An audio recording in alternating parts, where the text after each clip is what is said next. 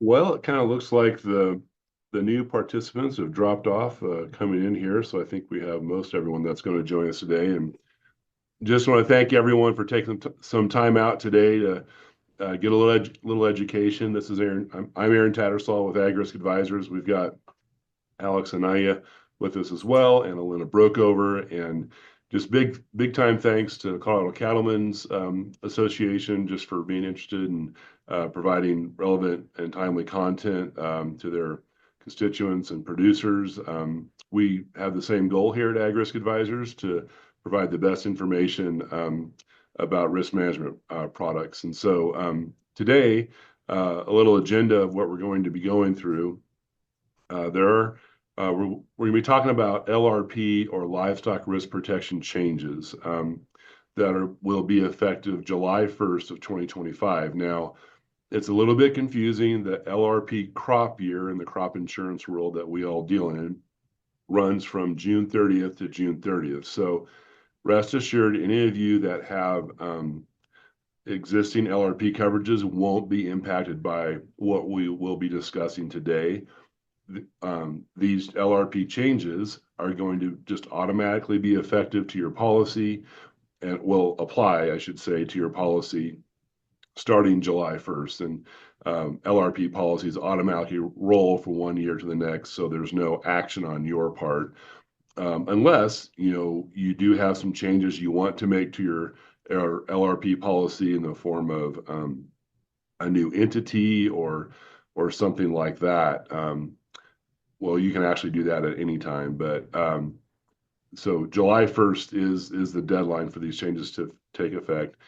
And Elena Brookover is going to be going through that with us today. And then over the last 2 years, well, more than 2 years, I should say, we've been sending out LRP daily rates here at AgRisk Advisors for quite a while now, and we're real proud of those. That just gives everyone an idea of what the offers are currently. And so we've been working on enhancing that tool over the last 2 years, and we're proud to kind of roll that out, some of those features within the next 2 to 3 weeks.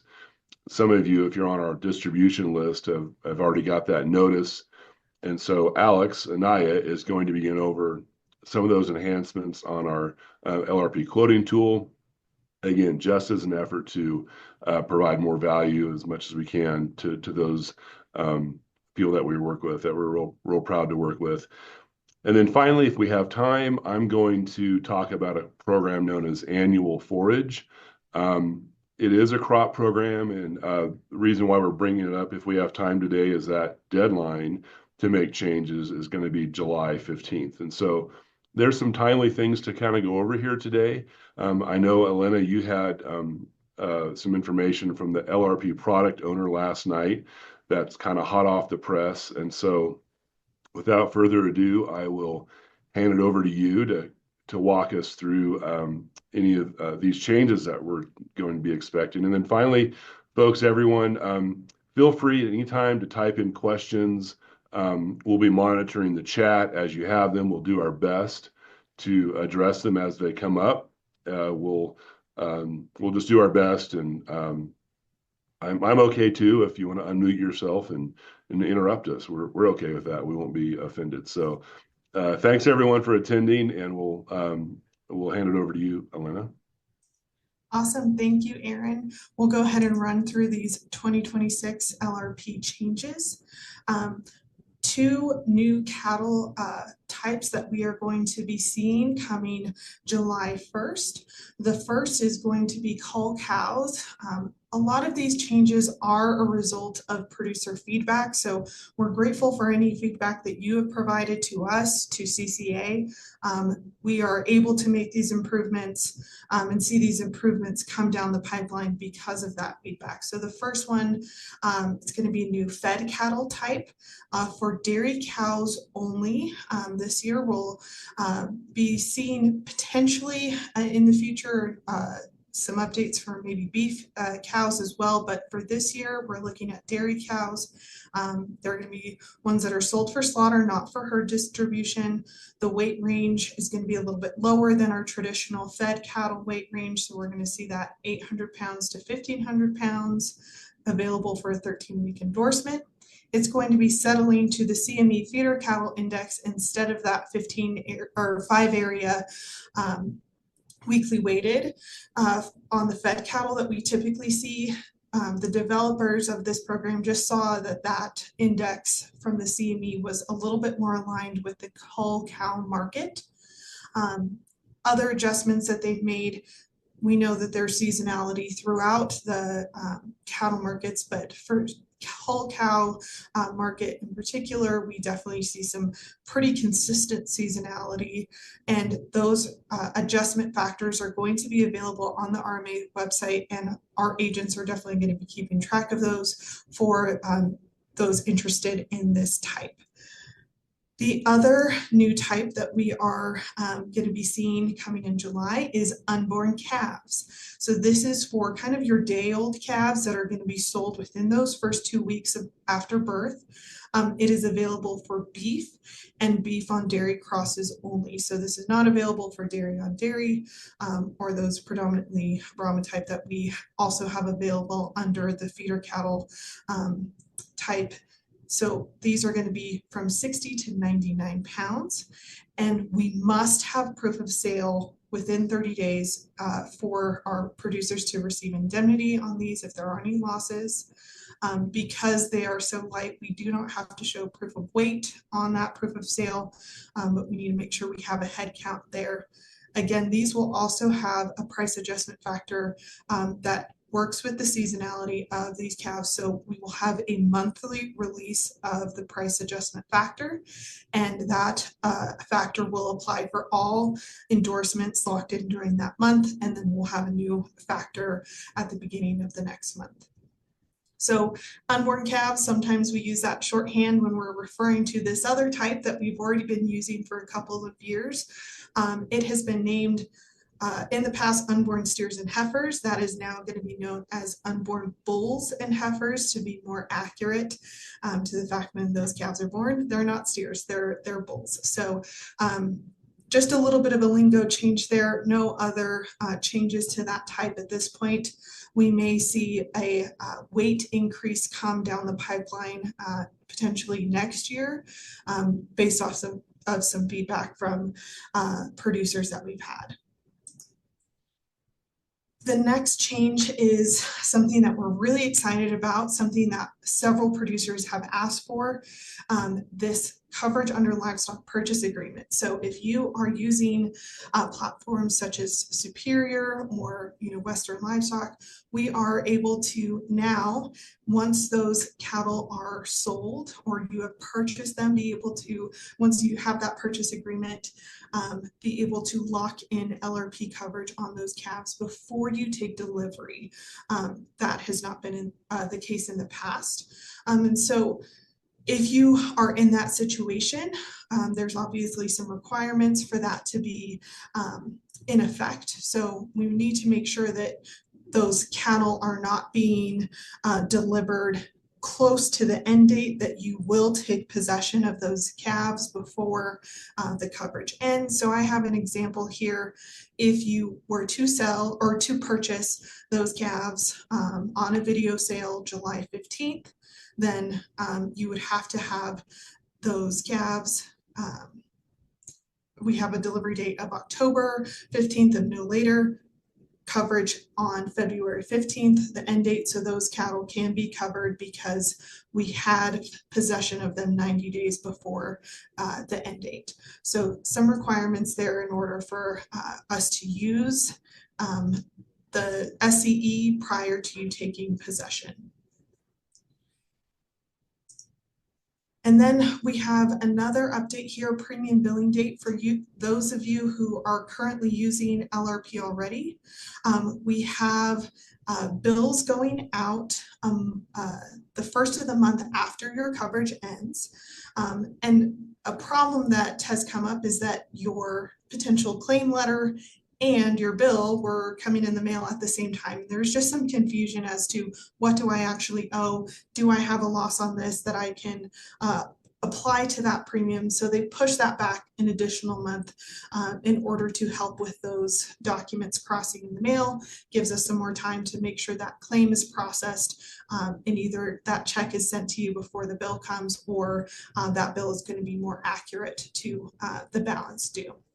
And that is going to be effective for all the livestock products here, LRP, DRP, and LGM. So correction of errors, this update is something that thankfully does not come up very often. It's only come up 5 times in the past 5 years. But in the event that for some reason, when the offers are released, there is an error either in the premium or there's just something that wasn't quite right there on the offers that were released, we now have this option that the insured can say, okay, yes, I'll accept the corrections as they've come out, or, you know, that wasn't what I signed up for. I'm going to go ahead and cancel that and potentially lock in coverage on another day. So we have to have that decision within 5 business days. Obviously, not a very common thing, which is great. You know, the offers that are coming out are accurate, but in the case that there is an error, we have a clear path to make sure that our insureds are getting the coverage that they signed up for. Okay, so this has been a topic of conversation over the past couple of years. We want to make sure that LRP is being used correctly. And so this subsidy capture prohibition has just created some more clarity on what is not allowed in conjunction with your LRP coverage or with the other livestock products. Here are some of the examples of what we can't do. What are some of those future positions, option positions that are not allowed in conjunction with that locking in of LRP? So if you're taking that short put position, you know, we want to make sure that that position doesn't expire within 4 days of the SEE end date, that within, you know, the time that you're locking in that coverage, you haven't 2 days prior or 5 days after that effective date, that you're not trying to take a position that is going to be offsetting that premium there. And we have some requirements on selling a call option as well, making sure that essentially you're not trying to offset that premium and essentially removing all risk out of that position. So for what happens, how is this being monitored? As agents and as the insureds, there is a statement on the SEE when you're signing saying that you are not participating in this type of behavior, and that we as agents, we are not advising you to participate in these types of trades in conjunction with your LRP coverage. The AIPs are only going to be requesting these records, brokerage records, if the RMA requests them. So this is not something that we as agents are going to be asking you for. The AIP does not have the discretion to ask for them on their own. And so this is not something that is going to be really a willy-nilly type of you know, request. As agents, we will not be advising any producers to participate in this type of you know, subsidy capture. We want to see this LRP program continue to grow and be able to be used. And so anything that kind of jeopardizes that, we are not going to be advising anybody to participate in. Again, this is applicable for all of the livestock products that we have here, LRP, DRP, and LGM. So another really exciting exemption that has come down the pipeline. We are often in drought areas. Cattle country is often in severe drought areas. And so in the past, there have been managers' bulletins that have come out waiving the 60-day requirement to retain those cattle before your endorsement ends. This has put some producers in a position to where they either have to end up paying that premium and not receive that indemnity if they sold too early, or they feel like they have to hold on to those calves for that 60 days prior in order to still have that coverage in place. So this particular improvement allows, if you are in a drought area assigned by this drought monitor, then you would be able to market those calves prior to that 60 days. So the two circumstances where that would be allowable, this is for feeder cattle only. So if in your county the DSCI is over 200, or from the time that you lock in your coverage, it increases by 150 points, then you would be potentially eligible for this exemption and would be able to market those calves prior to that 60-day requirement. So again, here at the bottom, have that example. You know, say we're in the spring, I lock in coverage for December, and you know the county DSCI levels at 175. We get into September, we're in severe drought, and that level has raised to 350. Okay, we're in a circumstance where I can now go ahead and market those calves and not have to have that risk of being in a drought and I don't have feed to continue to feed those calves. Those are kind of the major improvements and adjustments that they've made to the program this year. Paperwork requirements, you know, are a little bit more clear on what they are accepting this year for, you know, providing that proof of ownership, providing that proof of sale. And my overall takeaway from this year of changes is that they want to see this program continue to grow. They are continuing to make improvements to the program, but there is a very clear no tolerance for manipulating the program, and they have put some essentially protections into the program to make sure that we are using it in the way that it is meant to be used, and that they're really trying to make sure that this program can continue to move through the future and not have to be reevaluated based on abuse of the program. So excited to see how these improvements allow for more producers to have that risk management plan, but in a way that we can continue to see it grow in the future. Does anybody have any questions on these updates as we've gone through them? We'll obviously take questions at the end, but just want to give an opportunity for any questions based off of what we've gone through so far.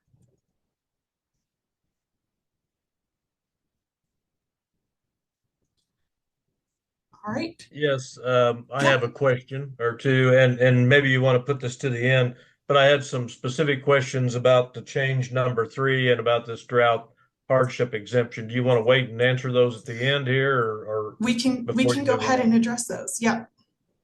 Question I have under this coverage under livestock purchase, just so I'm clear in my mind, you're suggesting that if I sell my calves on a video auction in July, I think you used as an example, and I've got coverage on them. I've got an LRP on those calves.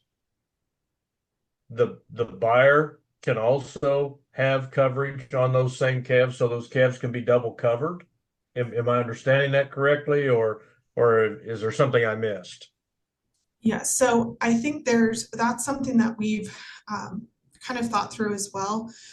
The way that they've written this is essentially your end date of when your coverage would end would not overlap with the end date that the potential buyer would have. So there may be a period of time where they're double covered, but the end dates would not be able to be aligned because the purchaser of those calves would have their end date 90 days at least out from when those calves would be delivered. And the other thing here too is, you know, tracking who has coverage on those calves prior to them, you know, being on that sale. It's not like we're putting on, you know, it's the superior catalog. Oh, this load of calves has LRP coverage, and so tracking that is a little bit difficult to be able to say these calves are double covered. I think that there's a definable line between, okay, I had a financial interest in these calves, now they're sold. Now somebody else has a financial interest in these calves and they're trying to manage their risk there.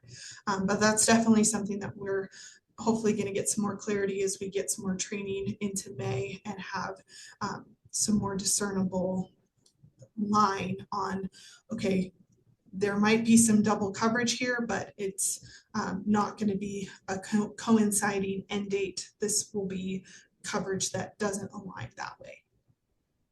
Hopefully that Okay, answers so your question. basically you're just essentially avoiding someone who might buy a set of calves in a momentary down market and turn around and sell them at a similar time that the initial owner of those calves. So I'm with you on that. Correct. Now on the drought, hardship exceptions, it Yes. appears then that you're going to use FSA or NRCS data in terms of tracking the level of drought to determine that. But you know, I'm sure that there's other people listening on this program.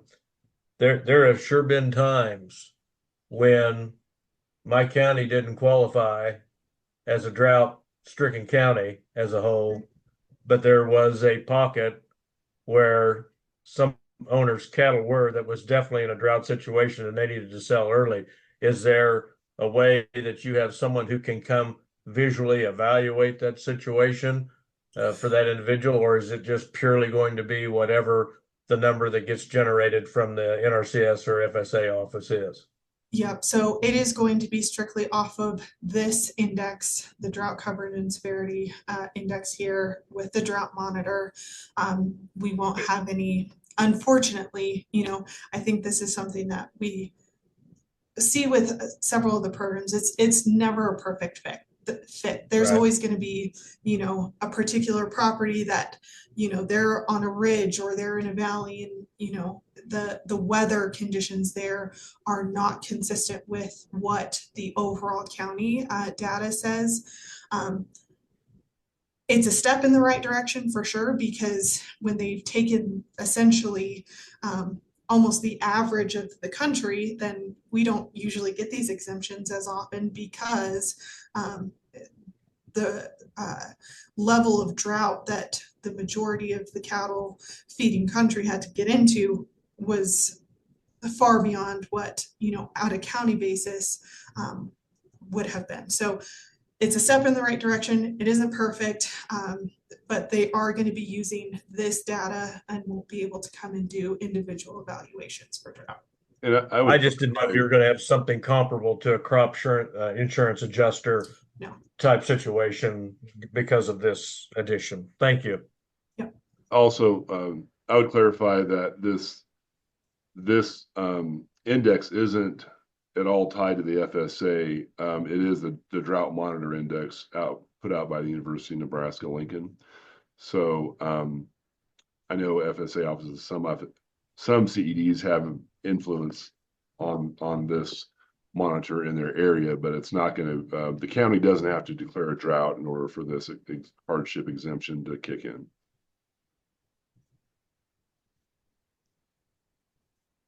I have one quick question or request. I Yes. got on the webinar late, and I'm wondering if you could maybe send out a sheet with acronym definitions. There's several acronyms. I see about 6 or 7 of them that I'm not familiar with, or I don't know the exact definition. So unless I missed it earlier in your presentation, could you send out a sheet sometime with those definitions? Yeah, so if you want to go on LRP Advisors, we have some more information on there, but with this recording, we can definitely put a little sheet together with some of those common terms that we've used in this presentation as a supplement. Okay, thank you. You're welcome. Any more questions before I turn it over to Alex? We can again take more questions at the end if there's something that you're stewing on. Elena, Alex, Aaron, can you guys hear me? Yes. Sorry, my mic was muted. This is Billy. Thanks for taking the time today. Appreciate you going over this. And I agree with you, Robert. There's a lot of acronyms in here. Real quick to Mike's point, I guess it's neither here nor there. The biggest problem with the drought data, and I know there's nothing you all can do about it, it's extremely lagged. So when you look at where we've got moisture in whatever one region, it takes forever for that data to catch up. So something to think about is there's a ton of other measures USDA has that they could look at this, but I do appreciate them taking a first step and putting that step in. But that's the biggest challenge I see using the drought data is it's very lagged. Going back to another point Mike had was slide 3. I guess the way I was interpreting that, you would buy, say, a calf on the video, and those videos usually run through the summer. And so I'm going to use myself as a buyer. You buy the calf, you're waiting till October to take delivery of it, right? And so I guess the way I understood this was I am obligated to take possession of the calves, don't take them till October, but then as the buyer of the calf, when do I have to have those? I can take an LRP, a specific coverage endorsement from the time I buy them on the video to the time they arrive. But then I have to have those calves priced at what point between October and February when I have to sell them, or when? Yes. So this kind of last point here, when on the video sale, I think most of them, the price is known that what I purchased them at. But there are certain, forward contracts or livestock purchase agreements where that price may not be set. There may be an option that the seller and buyer agreed upon that at a later date, based off of some type of index, that that price could be adjusted.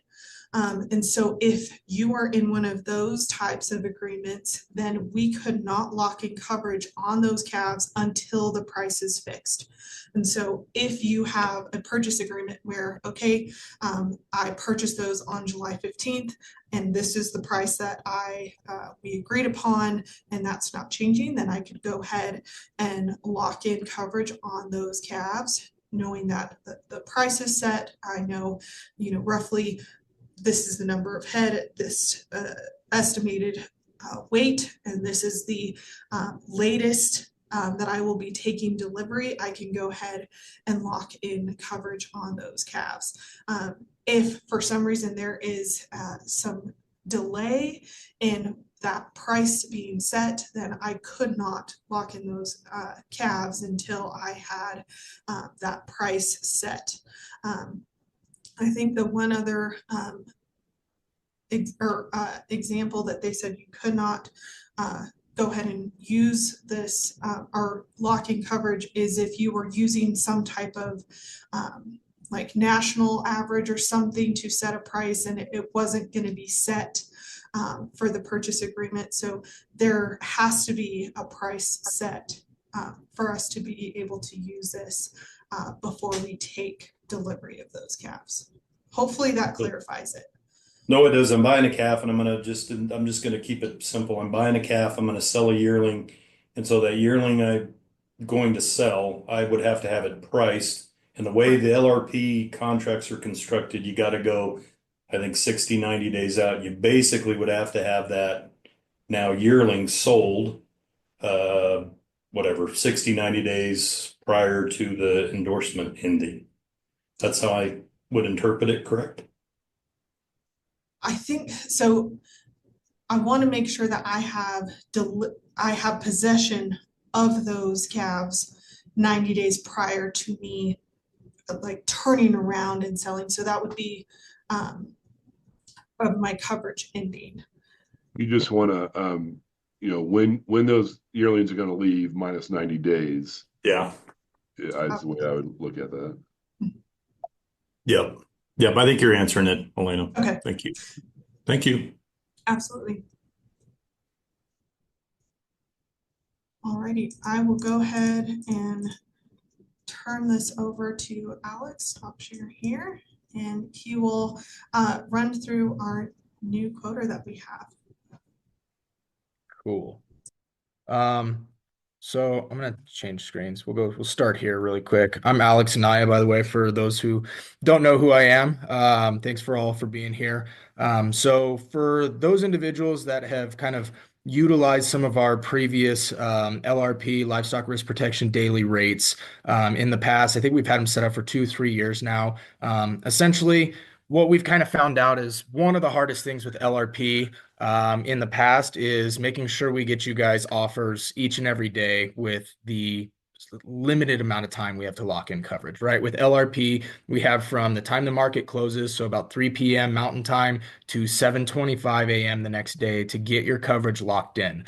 One thing that we started finding out is there's some different resources online, some different insurance companies online that have quoters that individuals can go and Google and actually like try to plug in what they want, their rates, things like that. But we wanted to make sure that we found a way that we could provide you guys data every single day based on specific sets or lots that you guys have and that you want to see. The numbers, the head counts, input costs, things like that, to make sure that we're sending you guys accurate data. So we've been doing that for the last couple of years. Our parent company, Sylvius Insurance Group, who we all basically are under, AgRisk Advisors is under Sylvius Insurance, have developed a new quoting system. And we've been working on it for dang near 2 years now, about a year and a half, to actually enhance it, make it more flexible for producers like yourself, to be able to view rates, make it a little bit easier for us to help provide you with better risk management decisions on comparing different contracts, looking at potential profitability, how LRP could actually help cover your baseline when it triggers, things like that. So what I'm going to do first is just kind of go over, if you guys log on to, and we'll send these out too as well with that document for all the acronyms. We'll make sure we put these links on here to the quoting system. But if you log on to livestockguard.sylvius.com, it'll bring you to this page here. This is basically just a simple quoting system if you don't have offers set up with us already. So you're able to easily go in, select a state, your commodity type, any type that you want to look at. So if we look at steers weight 2 at, you can plug in any weight, 800 pounds, and add. It basically comes up, and can I minimize that? There we go. And basically it'll come up here with some different options that you guys have. So once again, it'll show you your state, everything you just plugged in, any endorsement lengths. So how long, right? The earliest contract length you could do is 13 weeks. The furthest out, if it's available, is 52 weeks, which is fairly uncommon, but we do see it every now and then. But you're able to select, filter every single day the end date of that contract or that endorsement length, 13 weeks from today. The end date is August 12th. I guess it'd be as of yesterday. And so you're able to filter those out. You can add a minimum coverage price. If you don't want to see anything below $3 or $2.90, you can plug that in and it will provide you those offers there. You can select and filter out your different coverage levels. These are all in basically 5% increments. So it does go up to 100% of the coverage price. So if you look at 95%, that's basically saying 95% and up, 90 to 95, and so on. From here, you can plug in your head count and share. So share percent is the percent of share you have in those cattle. As most individuals and producers, you have 100% share. You are selling those cattle, so your share percent would be 1. Any hoverage over, or as you hover over any valid range between 0.1 and 1, so 10% and 100%. Now, if you're sharing those cattle with your neighbor down the road and you have 50% and they have 50%, you just want to cover your 50% share, you would plug in 0.5. Once that's done, you can hit add, and essentially this will just kind of come up here at your different whatever contracts that you want. You're able to select those and it pulls up your daily offers. If they are expired, which as of today they will say expired, so you know that these are the previous day offers. So these are offers as of 5/12. As today, when it comes through, probably about 2:30 this afternoon, when we get offers in, this will say offers are live as of today's date. What's nice about this for you guys is as we're sending you offers, if we're setting you up and you're getting the email and or text messages every single day that you can click from your phone or computer, all of these are already set up. What I do like about it is you can come in and customize. If instead of 8 weights, you want to see 8.5s or 7.5s, you can go and plug that information in and it automatically changes your premium and everything like that. If you want to do, 200 head instead of that, your producer premium changes and it's accurate numbers across the board. It's easy to scroll through. You'll see your endorsement links, your end date. This is the day the contract ends. Your expected value is, basically what the market is for that day. Your coverage level. So you'll see all your different coverage levels here, anywhere from 75% all the way up to 100% for that contract. Your coverage price, essentially like your strike. So your coverage price is what you always want to focus on, right? That's what you're going to be locking in every day. Premium per head, premium per hundredweight, and the total producer premium for that. What's great, once again, you can customize it. Now, I always recommend that if you're working with an advisor, and if you're, whether it's with me, Aaron, Elena, or anybody else within AgRisk, if you're looking for a contract and you found one, it's always great that you connect with us via text, phone call, email, whatever it might be. We do have an option inside of here too, where you can click this actions and hit get coverage. If you're set up with an advisor already, it will ping them and say, Aaron Tattersall is interested in this 17-week coverage at this. And then at that point, Aaron would probably reach out, or I would reach out to Aaron and basically say, is this actually what you want? Or, do we need to talk about it? And we have those conversations there.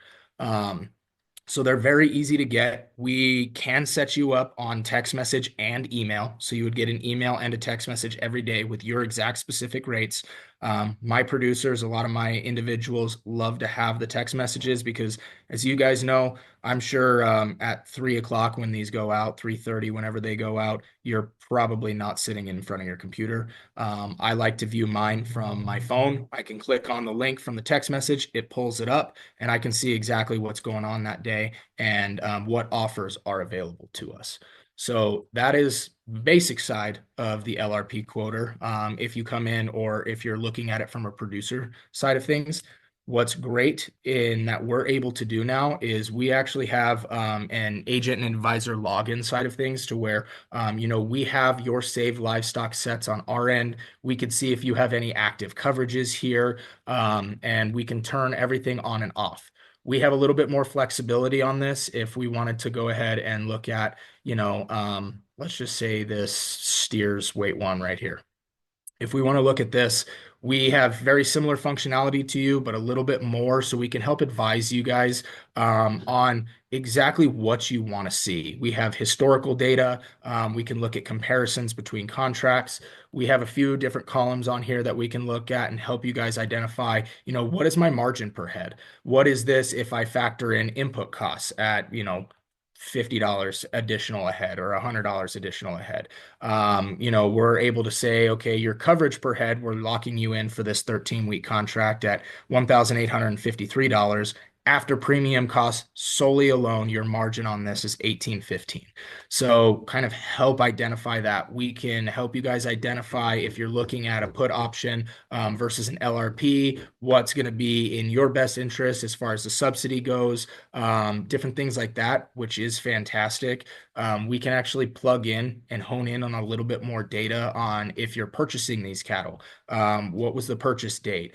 Did you have a purchase price? What was the purchase weight that you did? Or, what was the birth weight? We can plug that stuff in. So it helps us on the analysis that I'll show you here in a second. Our historicals, everybody has kind of been asking, well, what has it done in the past? What has this contract done in the past? Should I, buy in late October or early November? That, that might be a 27-week contract or a 21-week contract versus a 30-week contract or something like that. So can we compare and contrast these two? If we go and we want to look at what a 39-week contract has done in the past, we can do that. And, the data shows we only have 2012 through 24 for this one, for this exact contract. But let's try to find one more applicable, maybe a 26-week here. Yeah, here we go. So a 26-week contract, it's paid over 15 years, just shy of 50% of the time, and based on today's rate of change. So all of these offers are looking at today's rate of change. If we looked at what happened in 2009 and we applied today's rate of change, so the percent of change is 6% in this instance, you would be looking at $20.94 claim payment to you per hundredweight. So we're able to help advise a little bit more, especially when it starts to come to contracts that near holidays. We don't have a lot of sales over holidays or even close to holidays in some areas. So the data might not be there fully. So we're able to help advise a little bit more on, is this contract or this contract a little bit better off? Comparisons, we can actually hone in on each individual, looking at a premium, what your coverage is, a break even. We can look at that on a per head, a nominal basis, or even a per hundredweight, and select the exact coverage levels and contracts that we want, which helps us identify things a little bit more and talk through this with you guys. Now, the really big new change with this is under our analysis. So we're actually able to kind of put together essentially a profitability matrix for you guys to show you, whether it's test trading with puts and calls, doing a test trade with LRP, we can plug in different items to show you what the possibility is based on your daily rate of gain, your cost of gain, the birth weight, everything like that. Any additional input costs, we can plug this into our factor and show you guys a matrix based on LRP, without LRP. When does LRP kick in? I'm not going to get into this too much right now, just because I could probably sit here and talk to you guys for 4 or 5 hours on this deal. But just to kind of give you an overall idea of what's going on, right? So if we plugged in this certain situation, a livestock set, we'll just do this test input of steers at 1,000 of them at 800 pounds. And we wanted to look at what that would do in, let's say, November, right? I believe it's a November contract. Yeah. November contract. So what that would do for us in November, based on our daily rate of gain, everything else, when does LRP kick in? What does it look like without LRP? What does it look like with LRP? So we can show you, in November, what the top end is without LRP, what you might be sacrificing, giving up based on those premium numbers, but based on today's, market changes, what they're predicted for November could be, how that affects with LRP, at 743 pounds, at all of these numbers that I literally just tossed in here, we're looking at $1,300 on the bottom end versus $1,489 on the bottom end with LRP. We can also show you when LRP starts to kick in. So LRP, based on this contract, would start to kick in and pay anywhere that there's green and under. And so it helps us advise you guys on making a lot better and more sound decisions when we're talking about the Livestock Risk Protection Program. I know many people will call and ask, what is the market doing?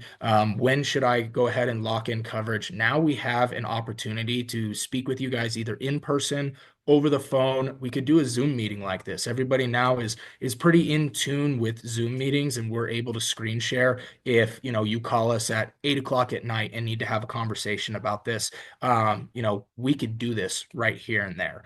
Take screenshots, send this information to you, and help walk you through step by step to make a more sound and informed decision when it comes to LRP, rather than just saying, oh, I did sell them at this last year, the market's pretty good, I guess we'll go ahead and do this, without really knowing, at the end of the day, what your potential could be. And that's what we're really excited about with our LRP quoter right now, our Livestock Risk Protection quoter, is that we can now really dive into your operation, set up different livestock sets for you, name them accordingly, as yearling operators, or if you're in a feed lot and you have different lots that you're bringing in, you're buying and selling cattle each and every single day. We're now able to plug that information in, show you all that data ahead of time, and basically do pretend test trades to show you why LRP could be an effective use and an effective tool to your operation there. So that's kind of everything in a very brief nutshell, without getting into the real intense weeds of things. Does anybody have any questions on that? I hope you guys are as excited about this as I am.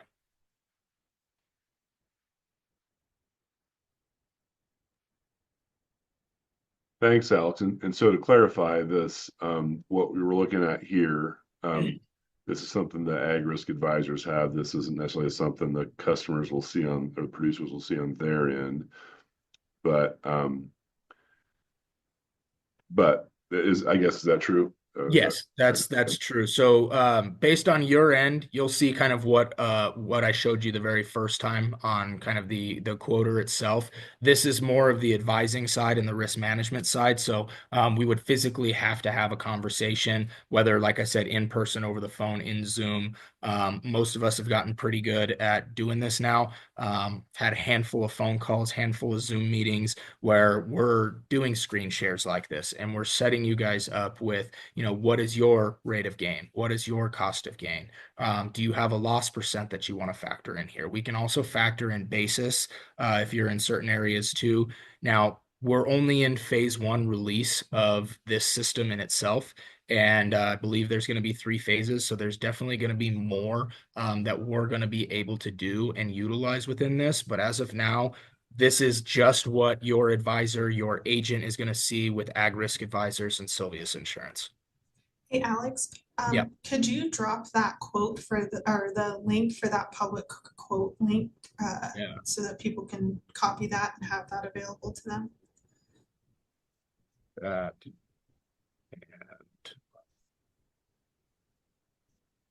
maybe, possibly. Yeah, thank you. Oh, here we go. Got it. Oh, perfect. Jason did it. Thanks, Jason. So, if you guys have any other questions or you're interested in getting set up in this, in the quoter, let us know, and we'll be willing to have a phone call. We'll be willing to come and sit down at your place and, really work through this system with you so we can fine tune it and make sure it fits your operation. And for those of you who have been working with AgRisk Advisors, who have been receiving rates from AgRisk Advisors, we have transitioned over to this platform. So the email that you'll be receiving rates from moving forward is going to be on this platform. So if you've already started to see emails from D365, Sylvius Insurance Group, that is what you are receiving. These are the offers that we have started to use to make sure that you get that information and have some ability to work within the quoter and have some flexibility. Yeah, the analysis information is great. I really like that historical chart that you're showing, Alex, about when offers have triggered in the past based on changes, and even like what you were showing with the profitability analysis. That's a lot of times when we look at if we're going to make an LRP decision, there's a lot of questions and things. But if we can see, well, this is going to make me money, or this isn't going to make me money, that profit is what it really boils down to. So that's what we're trying to get the best information out there for y'all to make decisions. I think with the time we have left, about 8 minutes, I'm going to go over this annual forage program for those of you that are interested. And again, if you have more continued questions about livestock risk protection, just reach out to any of us. We'll follow up with some additional information. So real quick, annual forage is akin to many of you have heard of the pasture rangeland forage, or PRF. It's about like PRF, but it's the biggest difference is that the crop that you're insuring. In other words, annual forage is designed, the crop that can be covered. I'm not going to show all of these slides. Is essentially any forage crop grown or planted as an annual crop intended to be fed through livestock. And so this program's been out for, I think 10 or 12 years right now. And it's really a great option if any of you have dryland feed that you're putting up and you just need the rain to kind of get it going. Annual forage is a great risk management tool for that. It uses the same grid information, or the grid rainfall index grids, as PRF does. So if you're familiar with, like I said, PRF, that's how annual forage pays out. So again, there's no adjuster involvement. I'm going to just really quick show a couple more slides here, maybe 3 more. And to kind of get everyone's mind wrapped around this. Now, the decision date for annual forage is July 15th. Again, that's a little bit wonky.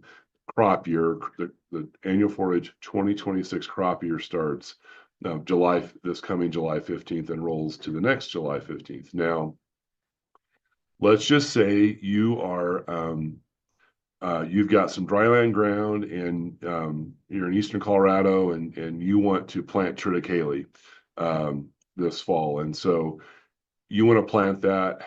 Typically, your window is going to be September. And so that's what is going to put you in a growing season 2. Now, when you sign up for annual forage, you sign up for all the growing seasons available in the state. So you're not locking yourself down to a particular growing season. Your planting date is going to define what growing season attaches to your coverage.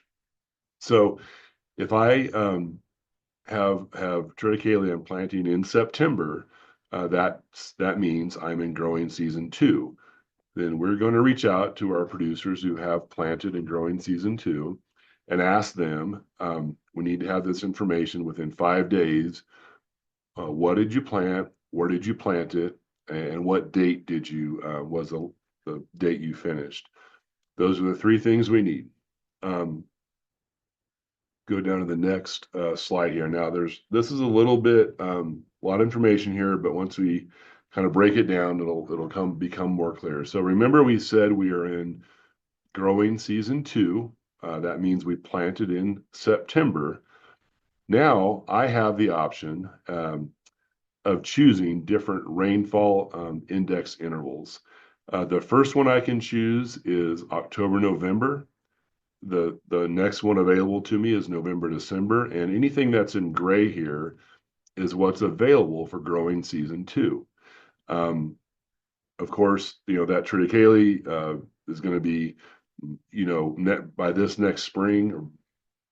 If you plant it in September and this coming spring, that's going to be usually already harvested. So we're not going to allow you to have rainfall coverage into the April, May through next October, November, for example. So that's a big difference too here in annual forage. And PRF, you can you set up your coverage all year long, whereas in annual forage, you have at least you can choose at least 3 different index intervals. And there's some more rules around the index intervals I won't get into just now.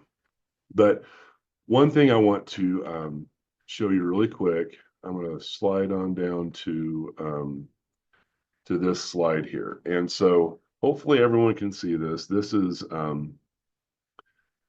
screenshot from our annual forage quoter. And so let's rewind a year and pretend that we're sitting here in September and we have this triticale planted and we selected 40% of our rainfall coverage October, November of 2024, 30% of that coverage in December, January, and then another 30% in March and April. Well, what happened last November in eastern Colorado?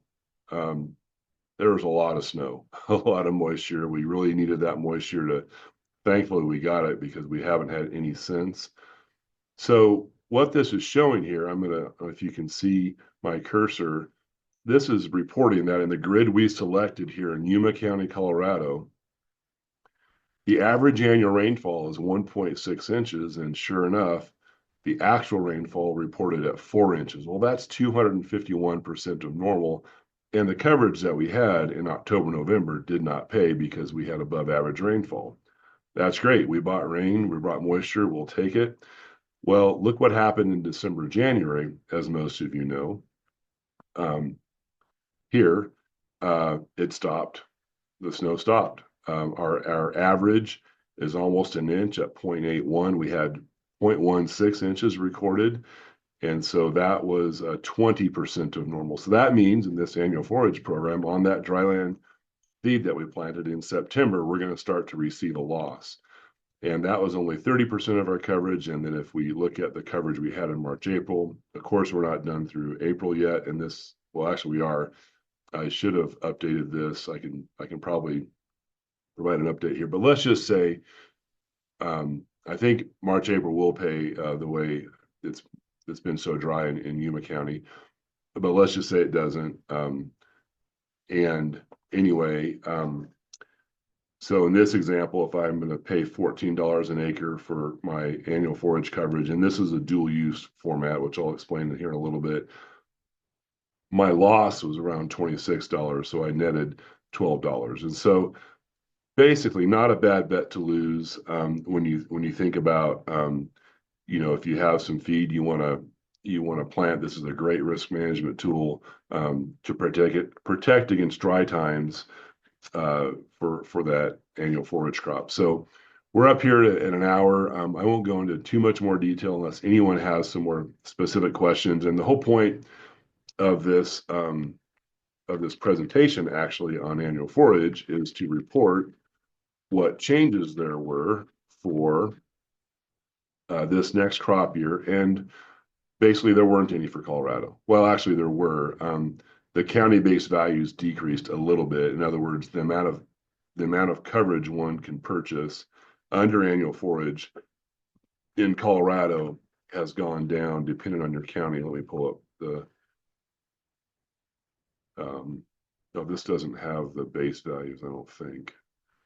So we'll have to, anyway, it went down around, I think almost 5% is what the annual forage base values went down to for 2026. So I'm going to stop there. Does anyone have any burning questions about annual forage? And we've got time to provide some more explanations if anyone wants to follow up and get some more details about annual forage.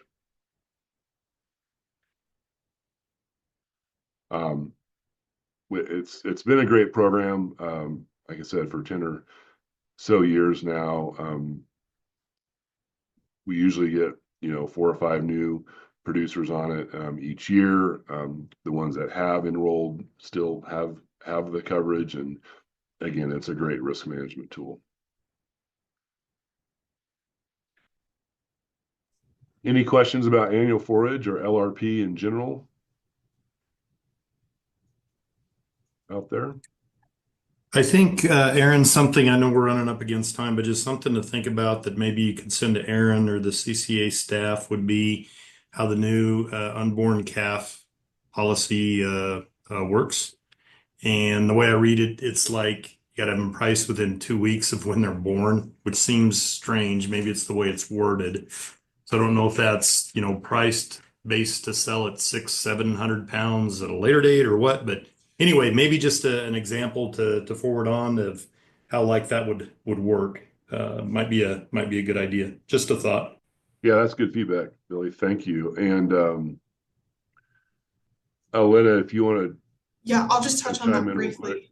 Yep. So essentially, for those who are marketing day-old calves, okay, this is when I bred, or this is when I typically, or this is when I bred my heifers or my cows. This is when I'm expecting for those calves to be born. So I can take out that 17-week endorsement or up to, the endorsements that they have available, knowing that this is when I'm going to be or start calving, and those calves are going to be sold pretty immediately after they're born. So that's how I'm using the coverage, is I'm taking advantage of, once I have those cows or heifers bred, and I know that it works very similarly to the unborn bulls and heifers, from the standpoint that we're marketing or we're covering those calves before they are born, knowing that within 2 weeks of those calves being born, I'm going to be selling them. So with unborn bulls and heifers, we have that weight allowance up to that 599 pounds. So I'm marketing those at a higher weight and for longer, essentially. Whereas with these, obviously it's a much shorter time frame after they're born that the end date is aligned with. So say I finish calving on June 15th, that's when my end date would be aligned with, or, you know, within 2 weeks of that, so that I can provide that proof of sale that those calves were sold. And that's why it's, you know, available for those beef and beef on dairy crosses, because these calves might be going into, you know, it could be veal that they're being sold for, or some type of product like that, or they are going to some type of calf farm that they're going to be raised, you know, for feedlot later or something like that. Hopefully that clarifies, Billy, you know, what this coverage is on and what it's being used for. Okay, sorry. Yeah, if you had that slide, I'm sorry, I must have missed it. Thank you. Sorry, and that was a lack of clarification. You know, some of the details when they put out these changes is definitely an assumption that you're already up on all of the basics of LRP. And so when we send out maybe some of those acronyms, I'll include some basics of LRP with that, so that some of these changes kind of fit a little bit into the already existing policy. And LRP Advisors is where we have some of that information, hopefully already. We've done some updating with some of these changes, so finding some resources here is definitely a great place for some of the basics. And hopefully some of those acronyms clarified, but we will include a quick sheet on those as well when we send out the recording. If you missed the beginning or want to go back to any portion of this presentation, that recording will get sent out, and we'll have some of that additional information available. And if you have more questions, you can of course reach out to us individually, but we will also be at annual convention. So please come find us. We'll have some booths there available, and agents available for questions if you want to look at some of these LRP quotes, or if you want to just go through the basics of what is LRP, what are the different risk management programs available, whether it's LRP, Annual Forage, or PRF. We'd love to talk to you and see what might fit best for your operation.